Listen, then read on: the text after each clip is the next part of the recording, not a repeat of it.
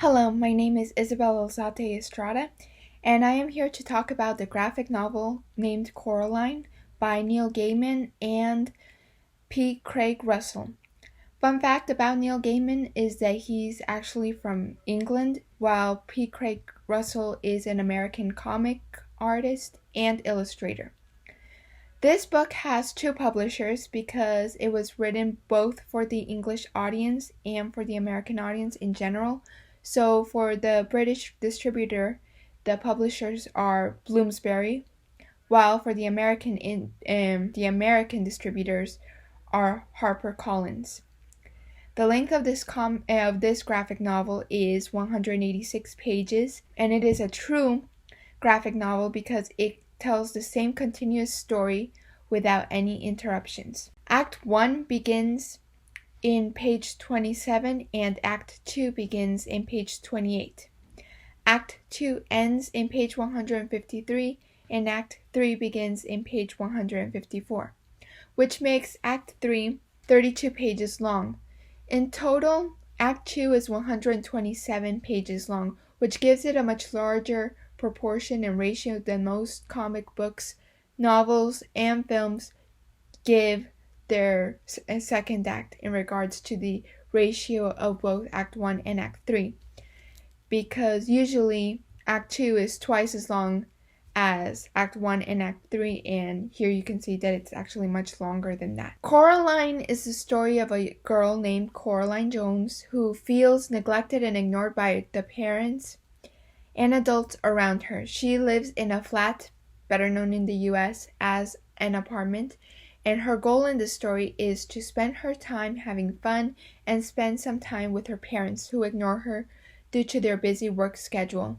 The conflict of the story is in the second act, in which Coraline's desire for an interesting life and a warmer relationship with her parents leaves her vulnerable to the other world's other mother's charms, and that leads her to challenge the other mother to gain her and her allies' freedom back by finding both her parents and the souls of the three children who are ghosts, who are also her allies in this story, and that's the main conflict in Act 2. This story has a very solid character arc in Coraline, in that during the first act, Coraline and her parents have a somewhat distant relationship, but at the end of the story, they now have a much tighter bond than before, even though her parents don't remember what happened in the other world and that they were practically kidnapped.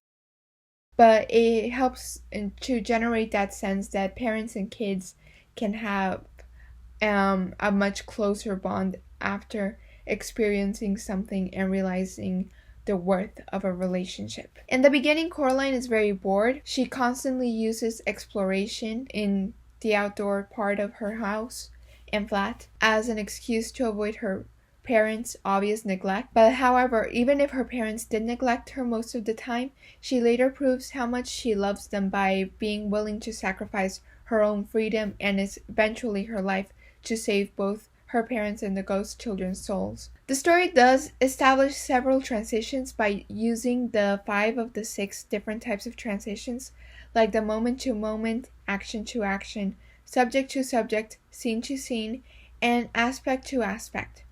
Given the house where Coraline lives and the surrounding countryside, not to mention the spelling of certain words in the words balloons and thought bubbles and captions, the story takes place in England and in the modern world, judging by Coraline's dress and by the books and movies that she has in her room. Given that Coraline is a fantasy horror story that has many magical elements within it, which use the different transitions depending on the urgency and feeling of the moment. For instance, when Coraline is running away from the other mother, Gaiman and Russell used the action-to-action transitions to let the reader know that Coraline was in danger. However, the transition that Coraline uses the most is actually the aspect to give more life to the story and to make it as three-dimensional as possible for the graphic novel. However, in certain interactions between Coraline and the other mother, they do use the subject to subject a large amount of the time. Coraline definitely uses the page as a mini comic because a reader can still understand what's happening in every page in the beginning to the end, regardless if they read the entire graphic novel or not.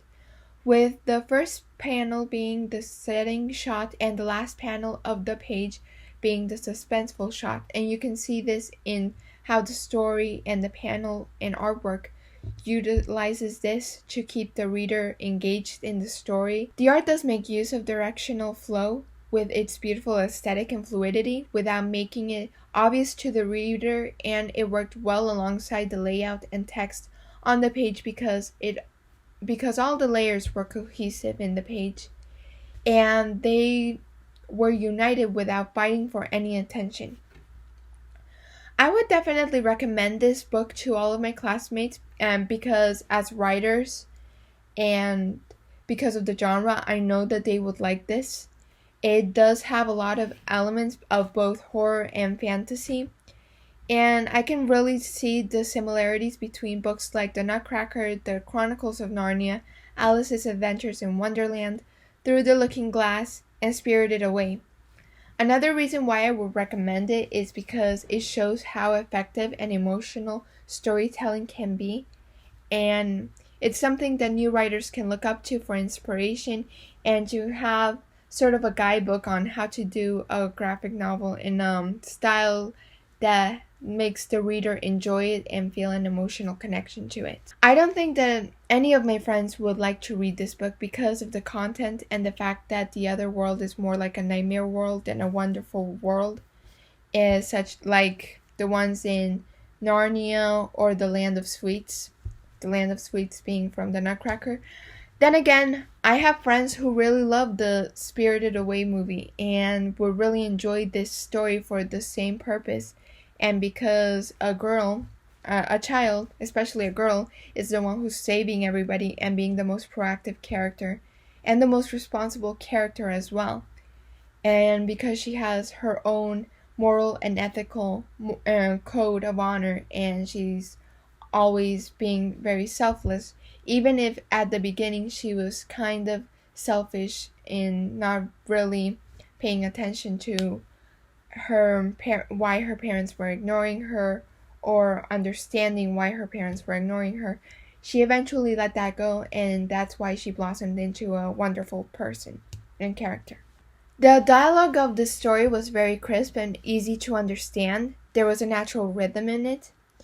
It was very amazing. And to be honest, it really didn't feel like dialogue. It was just like listening to someone's conversation over the phone, or a normal conversation between a mother and a child, a grandparent and a child, and like that. But I will also say that the creepiness of the conversations between the other mother and Coraline is really highlighted in how their interactions, as the story goes on, become creepier and creepier. Coraline starts seeing the other mother as the psychotic being that she is, and to be honest, nobody really knows what she is.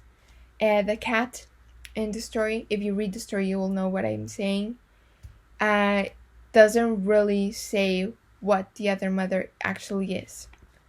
A fun fact about this story is that this was actually a tribute to Neil Gaiman's favorite childhood books, The Chronicles of Narnia and Alice's Adventures in Wonderland, and that's why in the books there's a lot of things doing with mirrors and doors that apparently to nowhere and then turn out to be portals to other worlds. So it's basically like that, but in more of a twisted horror story kind of way. Thank you for hearing me out, and I hope to know what you think about the book if you decide to read it. I seriously recommend that anybody who is a writer or thinking of becoming a writer should read it.